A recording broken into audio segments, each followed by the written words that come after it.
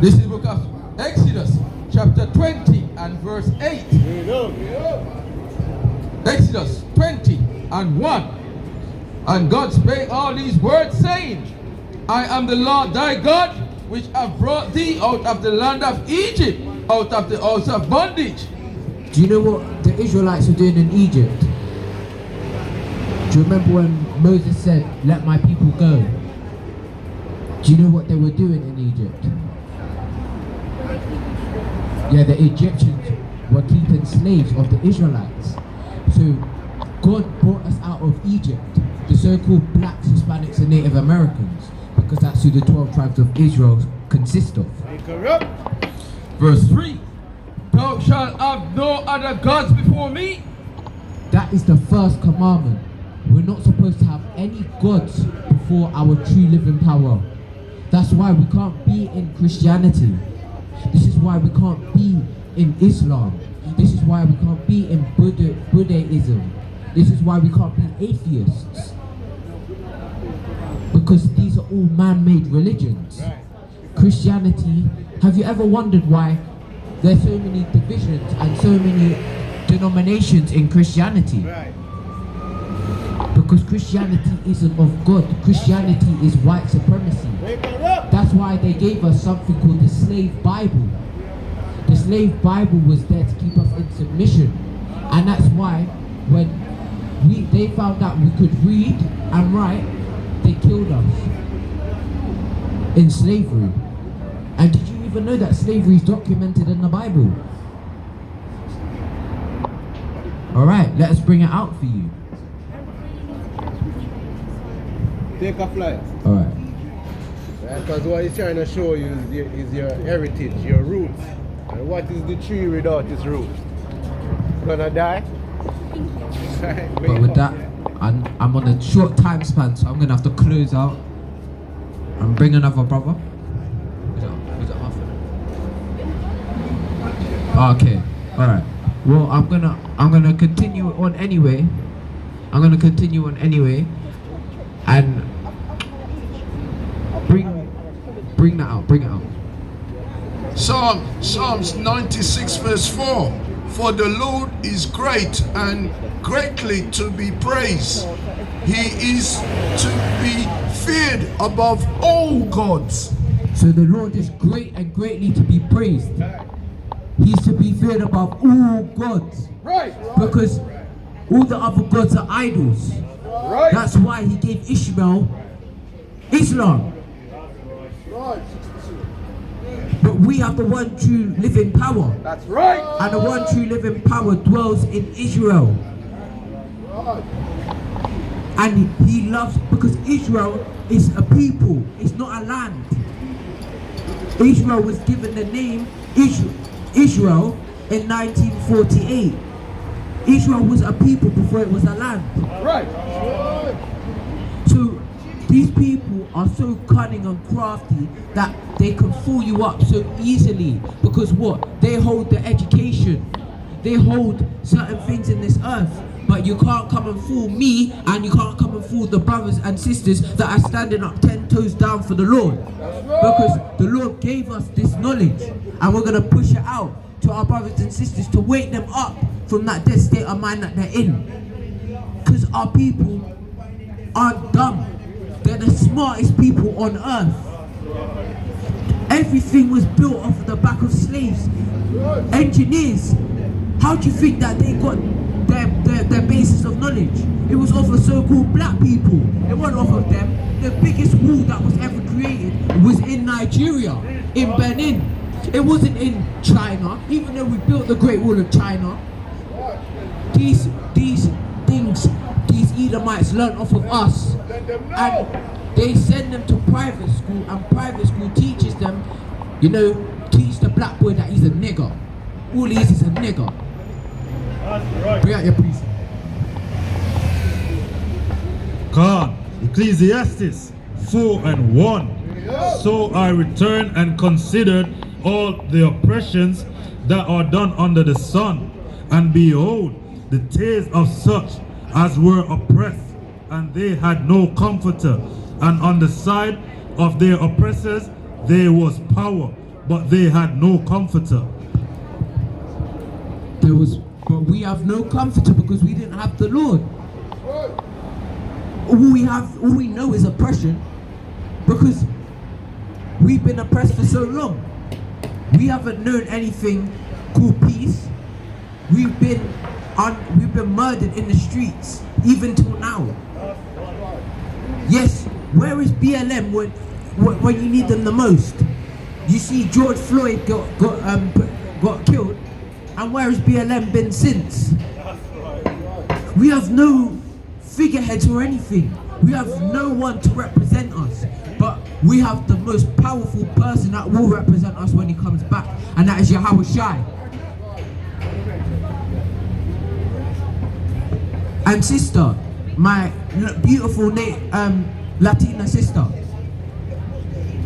because they were there too, they were slaves too, but they don't know it because their things have been hidden away. Esau controls the education system, therefore he controls the narrative. This is why he teaches us about World War I and World War II, that we should love Poppy Day because we fought for our country. Bruv, most of the people in the army were so-called black people, but they don't teach you these things, because if they knew that it was the so-called black people on the front lines, nobody cares about the so-called black person. But as soon as the Edomite person gets killed, maybe 40,000 of them gets killed, we're gonna have a big Poppy Day celebration, where we're gonna have a remembrance day, and we should go and remember them after they were the ones that started up World War I and World War II. Right. Yeah. Jeremiah 8 verse 11, for they have healed the hurt of the daughter of my people slightly, saying peace, peace, when there is no peace. So we're not under the hardcore bondage that we were in before. So they have hurt the heel of our people slightly, saying peace, peace, when there is no peace, because we're still under tyranny. We're still under an oppressive society. We still have chaos going on. I'm still seeing people getting stabbed up now. And Britain is supposed to be a G7 economy or one of the safest countries because they're the most civilized. Bring out for me Titus 7. It's the book of Titus, chapter 1 and verse 7. For a bishop must be blameless as the steward of Yahawah. For a bishop must be blameless. For a bishop to be blameless, this is talking about the pastors in the church again. The bishops have to be blameless. How the bishops are blameless is that they're not out there preaching lies and deceit. They're out there preaching the truth. They're not out here talking with the next man's wife too much and sleeping with the congregation. And read on anyway. Not self-willed, not soon angry, not given to wine, no striker, not given to filthy liquor. Brother.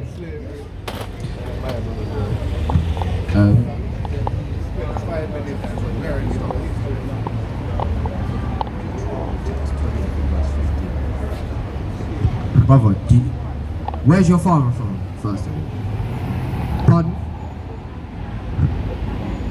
Ghana. What tribe? Ashanti. Alright. You know, in Ghana, weren't our people sold into slavery in the west coast of Africa? Have you ever heard about the Amina Castle? I think that's what it's called. Did you know that what the oppressor was doing to our people in the Amina Castle? Slavery is documented in the Bible. Slavery is documented in the Bible. Alright. Just give me 5 minutes of your time. That's all I'm asking for. We'll start from verse 1. This is Deuteronomy chapter 28 and verse 1. And it shall come to pass, if thou shalt hearken diligently unto the voice of the Lord thy God. So if we would listen, hearken is another word for listen. If we would listen diligently, which means if we listen keenly unto the voice of God, to observe and to do all his commandments, which I command thee this day, that the Lord thy God will set thee on high above all nations of the earth. so if we listen to God, we are going to be set on high above all nations of the earth. But how are we today as a nation?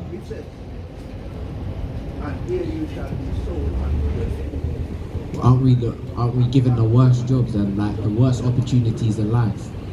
We have to try and make it up to the top. Isn't that how we are in society? Alright, get me Deuteronomy chapter 28 and verse 15. This is book of Deuteronomy, chapter 28 and verse 15. But it shall come to pass, if thou wilt not hearken unto the voice of the Lord thy God, to observe, to do all his commandments and his statutes, which I command thee this day, that all these curses shall come upon thee and overtake thee. So if we didn't listen unto the voice of the Lord, all these curses are going to come upon us. And is a curse a good thing or a bad thing? Alright. And it was going to overtake us. Now, we're going to read we're going to jump to the biggest curse. Deuteronomy 28 and verse 68. This is book of Deuteronomy, chapter 28 and verse 68. And the Lord shall bring thee into Egypt again with ships. So the Lord's going to bring us into Egypt. We're going to establish what the word Egypt means for you, yeah? This is the book of Exodus chapter 20 and verse 2. I am the Lord thy God, which have brought thee out of the land of Egypt, out of the house of bondage. So Egypt is another word for bondage. And you know what bondage is another word for? Bondage is another word for slavery. So now we're going to read Deuteronomy chapter 28 and verse 68 again. Deuteronomy chapter 28 and verse 68. And the Lord shall bring thee into Egypt again with ships. So the Lord's going to bring us into slavery again with ships. Now, how are we taken from the west coast of Africa? With ships, right? Read on. By the way whereof I spake unto thee, thou shalt see it no more again. So we're not going to see our homeland again. Because did you know that you come from Jerusalem? Because we had to flee to the west coast of Africa, to Ghana, to Nigeria, to Sierra Leone, so on and so forth. We had to flee from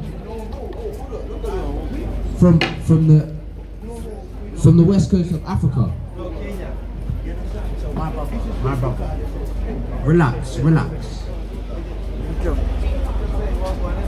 But yeah, anyway, read on. And there ye shall be sold unto your enemies for bondmen and bondwomen. And wasn't the so-called black man and black woman sold? Weren't we on the auction blocks? 100, 150, 200, 250 sold. No silly mood there. Didn't that happen in slavery? So, showing you that slavery is in the Bible. But did your pastor teach you this? Read the last bit. And ye shall be sold unto your enemies for bondmen and bondwomen, and no man shall buy you. So we were sold onto our enemies for slave man and slave woman. And no man came to buy us. Buy is an old English word for redeem. Because there's no one that has redeemed us. Because if someone was here to redeem us, they would we would know who our nationality is. But we're calling ourselves black. What is black? A colour in a crayon box. What is Nigerian? What is African?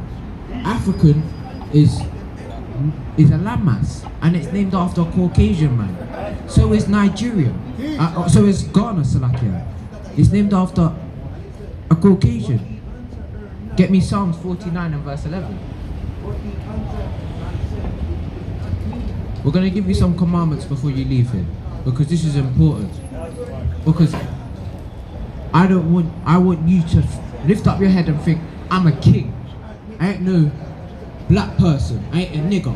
I'm a king. Read it. This is the book of Psalms 49 and verse 11. Their inward thought is that their houses shall continue forever, and their dwelling places to all generations. They call their lands after their own names. So this is the Caucasian man thinking that he will name lands after his own name, and that's what he did, showing you that everything that's in the Bible matches up with real life now, our history. And the Bible is our heritage, not everyone's heritage, even though it's got certain things that are pertaining to the Edomites, which is the so-called white people, which is the Ishmaelites, which are the so-called Arab people. They've got their judgment in there, but the book is our heritage. Have you got me, what did I call? Get me Deuteronomy 7 and verse 6, and get me Exodus 20 and verse 8, and get me Leviticus 11 and 7. Deuteronomy 7 and 6. Thou art a holy people unto the Lord thy God. The Lord thy God hath chosen thee to be a special people unto him himself above all people that are upon the face of the earth. So God calls you a holy. Holy means set apart, and a special people unto himself. Be honest with me. Has anyone ever told you that you're a special people unto God? Has anyone ever told you that you are set apart from every other nation? Has anyone ever told you that you're a king walking the earth? Wake him up!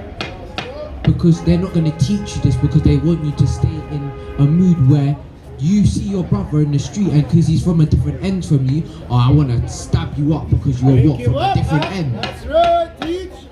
This isn't showing love to my brother. I should never walk past you and think, I'm gonna stab him up. For what? Honestly, why are we stabbing up one another? For postcodes that we don't even own. We're not doing anything good except destroying ourselves. And these people are profiting off of it. Because when we do it, we get put in one body bag, we get taken to the morgue. The morgue person gets paid. Then the two families have to go to court to get trialed. The judge gets paid, the lawyers get paid. Then guess what? The person that's found guilty gets chucked into the prison. And how much do they pay the people in prison to do the work? Nothing, next to nothing. And they're doing hard labor. This is how their system runs. Not only that, they take your organs as well. So the young youths, when they die, they take your organs. It's called organ harvesting. And then you have to also prepare for funeral. And then funeral, so on and so forth. This is why it's important for us to know these things. To know that you're a king. To teach your brother. You know what? You ain't a nigger, you're a king. Get me Leviticus 11 and verse 7, Exodus 20 and 8. This is Exodus. This is the book of Exodus, chapter 20 and verse 8. Remember the Sabbath day to keep it holy. 6 days shalt thou labor and do all thy work. Do you know what the Sabbath day is? The Sabbath day is a day of rest. The Sabbath day is today. From Friday sunset to Saturday sunset. That's the Sabbath day, not on Sunday. So read it for him again. This is Exodus chapter 20 and verse 8. Remember the Sabbath day to keep it holy. 6 days shalt thou labor and do all thy work. But the seventh day is the Sabbath of the Lord thy God.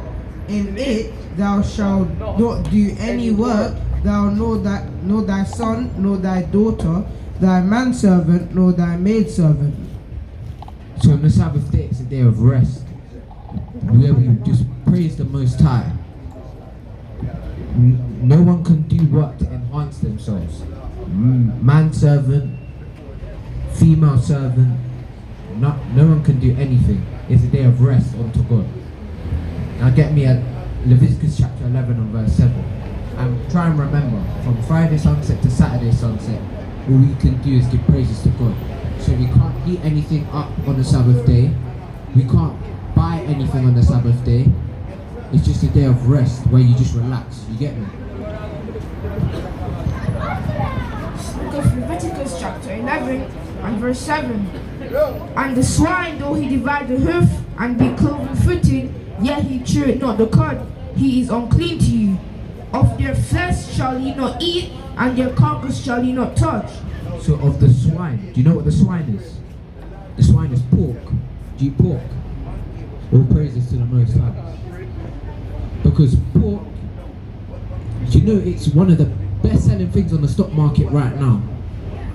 And pork is something that is disgusting. It eats its own kids and it eats dead humans. So we can't touch the pork. And you see sweets with gelatin in it, unless it's beef gelatin, or you can't eat it. Because gelatin is a derivative from a pig, it's pork. Now get into the fish. Verse 9. These shall ye eat of all that are in the waters. Whatsoever had fins and scales in the waters, in the seas and in the rivers, them shall ye eat. And all that have not fins and scales in the seas and in the rivers, of all that move in the waters, and of any living thing which is in the water, they shall be an abomination unto you. So all the fishes that have fins and scales, that's what we can eat. But fishes that don't have fins and scales, we can't eat. Bless you. Can you eat? We can't eat shrimps. Do you eat shrimps? Do you eat lobster? Have you ate lobster? Crab? Mussels? All praises to the Most High. Puffer fish? Right, that's good.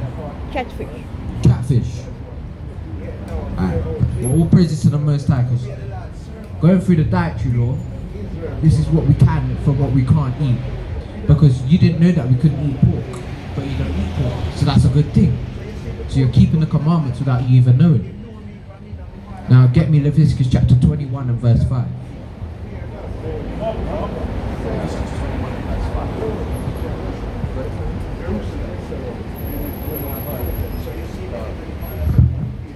This is book of Leviticus, chapter 21 and verse 5. They shall not make baldness upon their head, neither shall they shave off the corners of their beard. Oh, the pastor's head is shiny and bold, like you want to slap it. God says we can't have bald heads, neither can we shave off the corner of our beards. So you see, you might, what are you, 14, 15? 16. When your beard starts to grow, make it grow, you get me? Don't cut it down. Read on. Nor make any cuttings in their flesh. This is saying that we can't get tattoos either.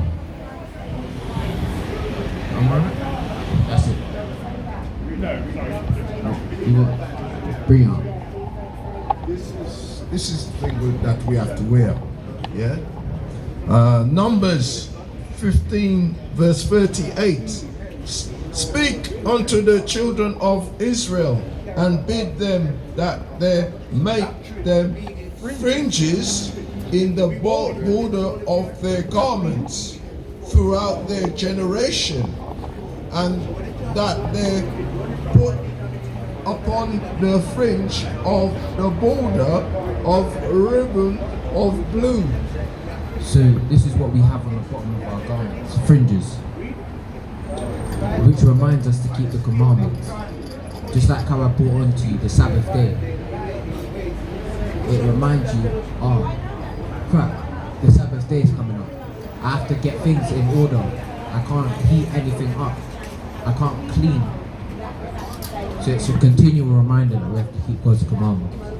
Well, take this flyer, and this flyer has a YouTube channel on it, and subscribe to both the YouTube channels, and if you've got any friends, let them share it with them, yeah? I love that you listen, keep safe, and remember that you're an Israelite and you're the best people. Alright, young friend.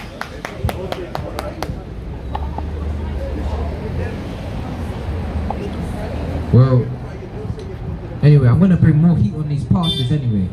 So, get me get me Jeremiah chapter 8 and verse 8. And get me Matthew chapter 23 and verse 13 and into 14. Yeah.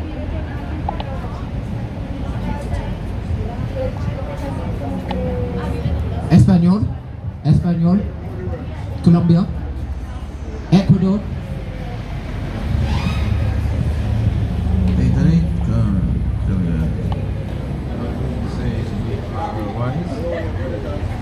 This is the book of Jeremiah, chapter 8 and verse 8. How do ye say, we are wise, and the law of the Lord is with us? Lo, certainly in vain made ye it. Because the Christian pastors say, oh, the law's done away with.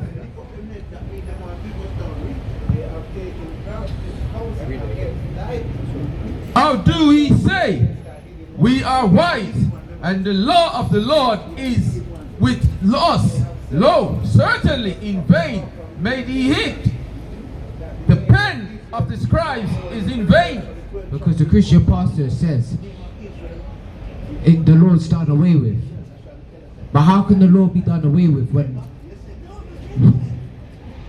the law still stands that we shall not kill?